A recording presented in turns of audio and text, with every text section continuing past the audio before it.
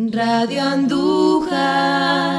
Toca seguir hablando del río Guadalquivir, toca seguir hablando de un proyecto sin lugar a dudas bonito, importante, de futuro para nuestra ciudad, que estamos conociendo poquito a poco, porque decíamos aquí con el concejal que nos acompaña, el responsable del área, don Emilio Rodríguez, buenas tardes. Hola, buenas tardes. Que se trata de conocer bien el proyecto para poder amarlo, y para eso siempre es fundamental el llegar a la gente, el hacerlo de una manera sencilla, el de que expliquemos de qué se trata, cuáles son los objetivos, cómo se está haciendo, en fin, y un poquito de eso estamos haciendo de manera continuada con la presencia del concejal, también de la técnica que nos acompaña, Mari Carmen, por lo menos, buenas tardes. Buenas tardes.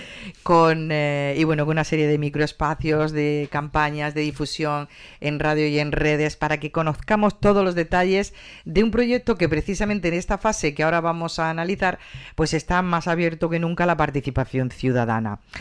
Concejal, que llegamos a la tercera fase como la película, ¿no? De encuentros en la tercera fase. Efectivamente, ya vamos poco a poco viendo pues cómo se va culminando la ejecución del proyecto y bueno, pues una fase más y ahí vamos avanzando pues para que nuestra ribera ya de una vez y por fin se integre en Andújar y que forme parte realmente de nuestro día a día como una ribera, un entorno de naturaleza. Pues que dejamos de mirarlo con ese miedo y con esos temores y verlo como nuestro río, ¿no? Como tiene que ser. Con los ojos de la integración, que nos hace mucha falta.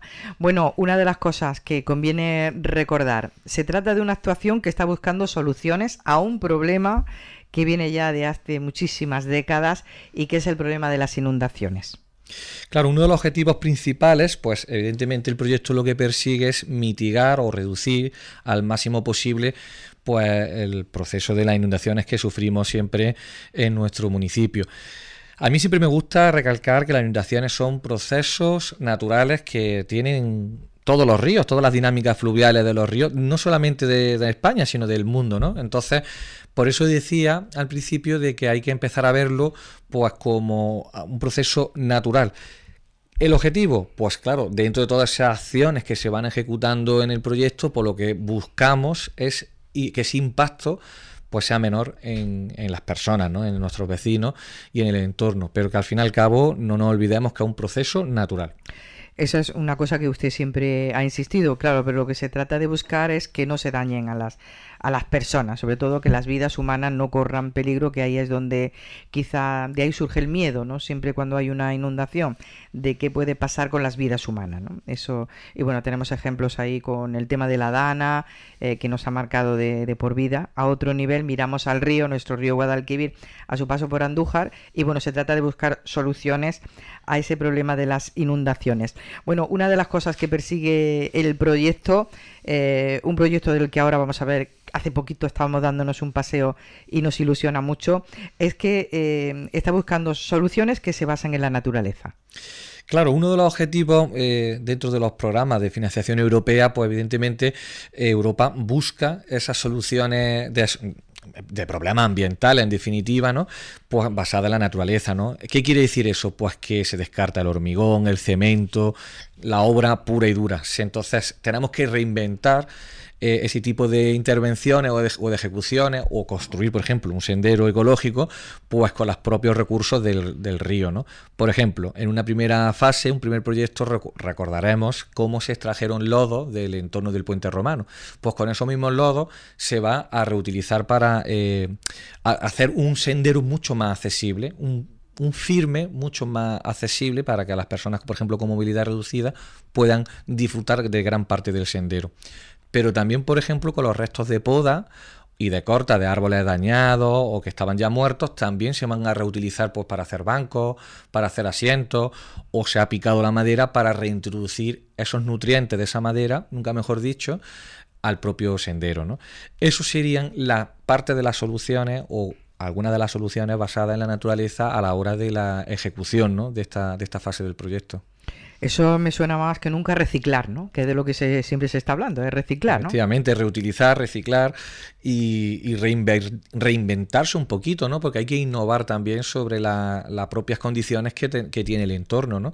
En vez de introducir elementos externos, grises, como lo definen en Europa, pues introducimos por los propios elementos de nuestro entorno, que al fin y al cabo se van a integrar mejor también. La manera de gestionar los residuos, ¿no? Esto nos sobra de aquí, pero tiene utilidad en lo que estamos intentando integrar, ¿no? Efectivamente, al final, efectivamente, es una reutilización de unos residuos que se han generado a la hora de hacer esa obra, ¿no? En ese sentido. Entonces, viene incluso mejor todavía. Claro, y se integran muy bien, ¿no? Porque si hacemos bancos de madera y con la propia madera que hemos quitado, ¿no? La verdad es que queda todo como muy integrado. Hay una cosa que usted ha dicho de desechar y desechando un poquito el tema del hormigón, adaptarnos un poquito al terreno, al espacio que hay allí alrededor. Es una de las dinámicas que ahora hemos sabido estamos volviendo a lo que nuestros mayores hacían. Para generar, digamos, o para que no se generara tanto calor, quitamos hormigón y vamos dándole poder a la tierra, ¿no? A nuestro entorno, a lo que había siempre. Son, lo que se le denomina las islas de calor, ¿no? Es decir, si hacemos un mapa de Andújar, pues evidentemente habrá barrios pues que la temperatura es muchísimo más alta que en otros. ¿Por qué? Por el propio material. Aquellas plazas, por ejemplo, que son más duras, más hormigonadas, más de cemento, pues siempre van a alcanzar entre 7 y 9 grados más de temperatura que aquellas que tienen más espacios verdes, que tienen más vegetación, que tienen más césped.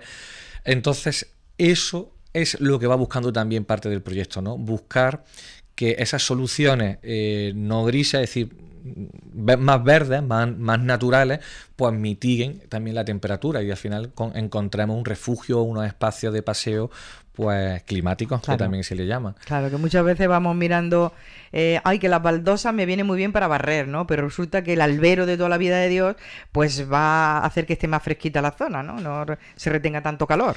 Claro. Además, las propias estructuras de las viviendas que tenemos muchas veces no lo chivan, no lo van diciendo, cómo acumulan ese calor, por ejemplo, algún tipo de material de ladrillo y luego se tira prácticamente, por ejemplo en verano, ¿no? Pues muchísimas horas más de la noche desprendiendo ese calor. Es como una estufa al fin y al cabo, pero en el verano. Y en cambio otros materiales pues que tienen otro tipo de composición, que es mucho más amable, más verde, más sostenible, pues en definitiva no emiten ese calor, ¿no? Desprenden el calor a primera hora de la tarde, a última hora de la tarde y ya no emite más calor, lo cual nos favorece ahorro energético, a una convivencia y a una vida mucho más sana y mejor. Todo eso pues va integrado también dentro de esas soluciones, dentro del propio proyecto. Acumuladores de calor, de eso que hablan tanto ahora, pero acumuladores que se pueden convertir en nuestras casas, nuestras viviendas. Bueno, concejal, que hace muy poquito nos estábamos paseando por un sendero que ya se está viendo la luz, ¿no? ¿Contento de cómo está quedando todo?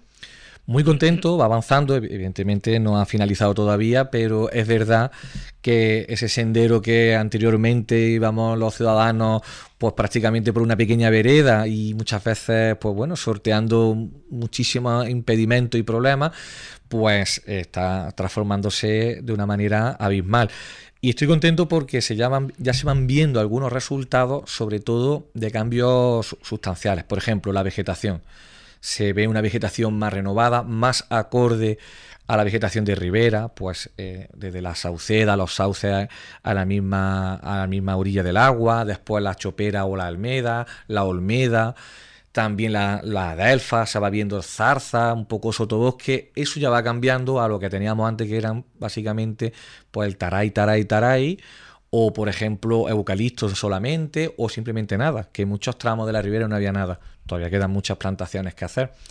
Y entonces es una pequeña vereda que se está transformando en realmente un sendero que nos va a situar, yo estoy seguro que nos va a situar en el plano dentro de la ribera de Guadalquivir. Ahora lo que estamos pendientes de saber los accesos, porque cuando hemos acompañado la prensa a las autoridades, pues tenemos un acceso por el inicio del puente viejo, puente romano, como lo queramos llamar, ¿no? ¿Es el único acceso o no? No, la idea es permeabilizar la ribera, es decir, si los ciudadanos no sienten la accesibilidad de la ribera fácil y la sienten como suya, pues siempre volveremos a tener ese mismo problema de vivir de espalda al río, ¿no? Entonces, pues está ese punto del puente romano, también está el punto del Parque de la Alameda por los huertos sociales, que es prácticamente el mismo entorno, el Camino del Vado, también otro punto, el camino, pues, de la carretera de los Villares y también la propia vía de servicio a través del barrio como lo conocemos como la Lagunilla, ¿no? Va a haber ahí al menos 4 o 5 accesos de cara a la ribera que, bueno, pues tendremos que adaptar en una última instancia, en una última fase, adaptarlos, señalizarlos bien y que los ciudadanos pues tengan claro por dónde se accede de forma segura. ¿Mm? Bueno, y ese otro proyectito que forma parte de lo mismo que nos ilusiona, que es el que, a ver por dónde nos situamos, por la zona del antiguo Elefante Azul, que así nos ubicamos mejor. ¿Eso para cuándo? Bueno, pues la licitación ya está en marcha, es decir, que la adjudicación de la obra ya está, es para iniciarse prácticamente inminente. Y eso será, pues también hay ese espacio que está abandonado, hay olvidado del arroyo Minguillo, ¿no? Enfrente, como bien ha citado, del Elefante Azul, ¿no? Pues bueno, se va a integrar ese entorno porque también es parte conectora del río y parte conectora de Andújar. Ese espacio ahí que da una imagen de Andújar, de abandono, ¿no? Pues lo vamos a transformar en un parque más naturalizado y que pues, los ciudadanos pues, podremos utilizar pues, con nuestros merenderos y con nuestras vallitas de madera para poder disfrutar de un entorno que actualmente no tiene uso ninguno, ¿no? Entonces eso también está ya en breve y las obras del aliviadero de la Ronda Mestanza y del Arroyo Mestanza que ya están iniciadas, que los ciudadanos ya la estarán viendo, ¿no? Y sufriendo también las obras, sabemos que son molestas, pero son muy necesarias para poder aliviar el desagüe de cuando vengan esas fuertes lluvias. Qué bonito esto de aprovechar esas zonas verdes que están ahí, que pasan ya muchas veces desapercibidas porque nos hemos acostumbrado a verlas y pueden tener un uso para el disfrute y para el descanso. Bueno, esto está todo envuelto en una campaña de sensibilización ciudadana, ¿no? Por supuesto, el proyecto y el programa del río, ¿no? Del parque fluvial, evidentemente, una pieza fundamental es la sensibilización, la concienciación y la información, ¿no? Y para eso tenemos a Mari Carmen también, que es una excelente divulgadora junto al resto del equipo de la oficina técnica y evidentemente pues se están desarrollando diferentes actividades en la misma ribera y en los centros de educación escolar. Por ejemplo, recientemente hubo una ruta teatralizada. ¿Qué perseguimos con la ruta teatralizada? Voy a poner ese ejemplo, ¿no? Pues que la gente conozca para qué utilidad y qué usos tenía el río hace 250, hace 200 o hace 50 años en diferentes épocas, ¿no? Pues desde un romano que sale o nos sorprende, mejor dicho, en el propio Puente Viejo, pues también nos sorprendió un bandolero o un contrabandista o nos sorprendió el propio molinero en el Molino de las Aceñas, un hito histórico. Entonces, pues todo eso lo que buscamos y perseguimos es que los ciudadanos más jóvenes y los ciudadanos más mayores compartamos esa experiencia y logremos pues concienciarnos que el río no es un problema, que el río puede ser fuente de riqueza y puede ser fuente de oportunidades para Andújar. Uh-huh. Bueno, en esta fase forma parte también la campaña en la que ustedes quieren implicar, ¿no?, a la ciudadanía con sus vivencias en torno al río. Efectivamente, hay otra actividad muy, muy interesante, pues bueno, y además que personalmente yo cuando he estado trabajando también en educación ambiental, cuando se ha trabajado en experiencias similares, funciona muy bien.